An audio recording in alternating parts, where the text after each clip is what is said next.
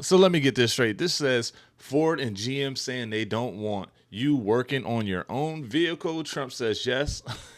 We can't even work on our own vehicle.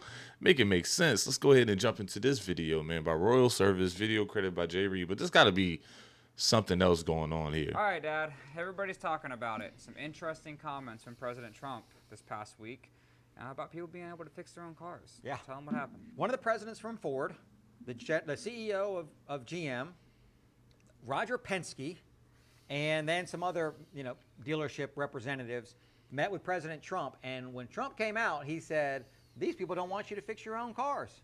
They want you to have to go back to them." They basically, what he's saying is that they said they want legislation to lock you out of your vehicle.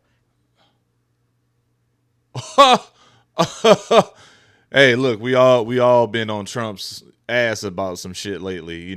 Everything's going on over there. At least he holds it down on this one, man.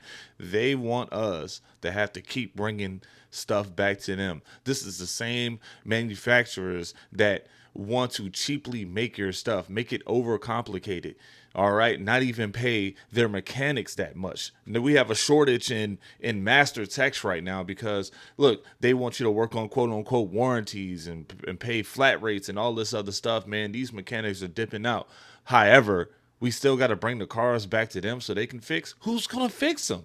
You're already making them all bad. Like, it just not makes sense to me right now. Why would they want that? Now, whether you believe Trump or not, it's not political. It really doesn't matter where you fall on the spectrum. It's really a bigger question here. Who owns your vehicle after you buy it? These manufacturers that he has said this have not denied they said it. Matter of fact, Ford confirmed that, yeah, we did have a meeting. They did not deny what he said. I don't know if that's an affirmation from non-denial or what that would be. You take that for what it is. But this has been going on for over a decade. This is about the right to repair. We've had videos on this before. This is getting big when you've got these kind of representatives going into talking to a president saying we want some legislation to lock people out.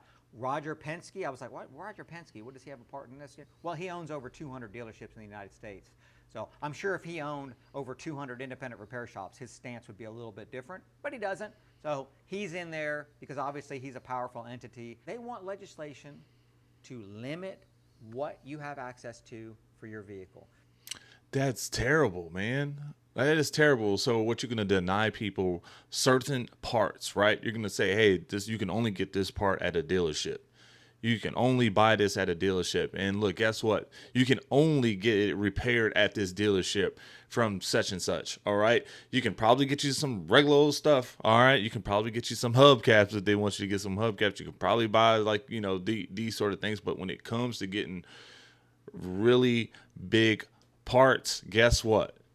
They're gonna force you to go back to them, even if you like them or you don't, so you can get your car running again.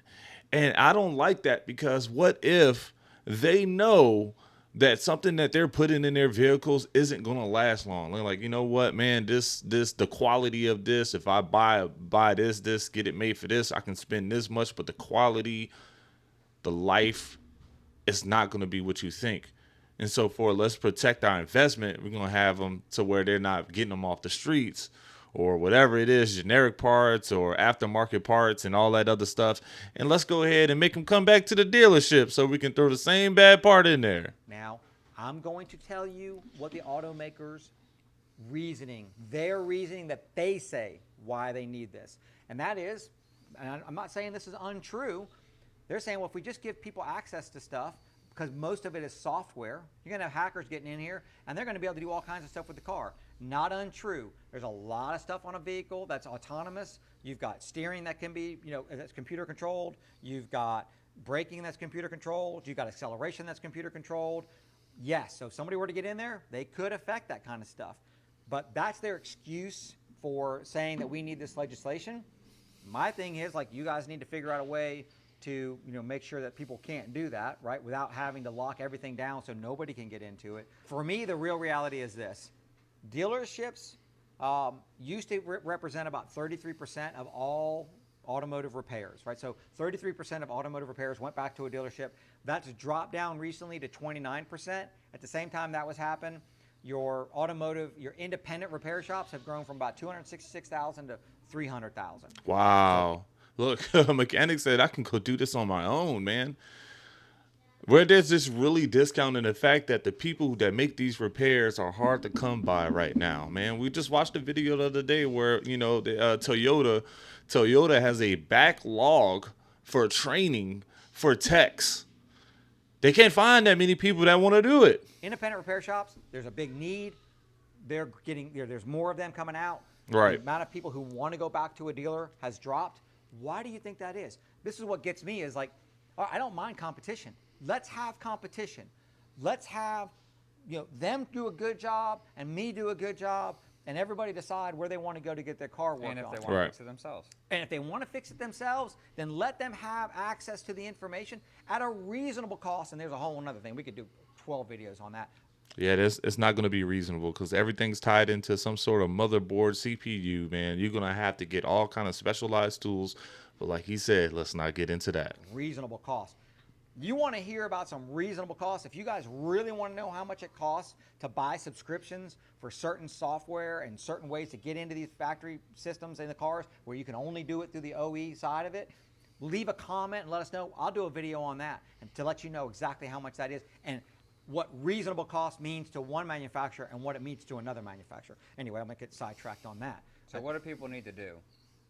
They need to reach out to their legislators because you've got these people that are in there lobbying for laws to be put on the books. We've already got laws that say you need to give us access. They're in there lobbying for laws to restrict that. And the only thing more powerful than a lobbyist going in and saying we want something done are people voting. And Because car sales are down. This is the last minute. They're hitting the panic button right now. Car sales are down over these last few years, and we know this, man. The price of a new car is skyrocketed. The price of an old car is that of a new car from 5 years ago, man.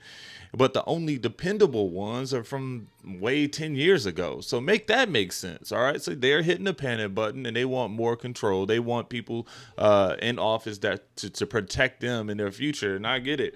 But what that means is that they can do whatever they want to their cars and force you to come back and get it fixed by them and only them. people making phone calls and politicians getting worried that they won't get reelected. The best thing about social media is this. Yes, I only have one vote. You only have one vote. But you know what? Through this, you share this video and get it out in the world so people will make phone calls and go, listen, we heard this was happening with GM and Ford, and you know what's happening with all of them. We don't want this to happen. Make sure you side on the people side, not on, the restrictive side. There's another ironic thing about this, but we'll cover that in the next video. Yeah, man, this is insane, man. There's gonna be plenty. I'm gonna have to tune into these videos, man. But man, they've already making, the auto industry so bad, man, and just lobbying for all that extra freedom, taking away the freedom for us to make our own repairs is insane at a cheaper rate. They didn't do that long time ago. Why up to this point, y'all? You got to understand that they're only protecting themselves right now at the cost of the consumer, man. So just make that make sense. Why not just make cars like you used to so we can move on with our lives and make them at an affordable price, man? Like, damn, like you get a regular full-size SUV right now, it's $80,000, $90,000, man. You know what most people are doing with $80,000, $90,000? They're struggling with rent right now. They would rather probably put that on a house. That's not even a third of a house currently, probably in most places, maybe just a third, And so, look, they're just wanting to live, and they're okay with settling with a used car. But, again, a whole nother video in itself. Don't forget to hit the like button, comment button. I'll see y'all on the next video.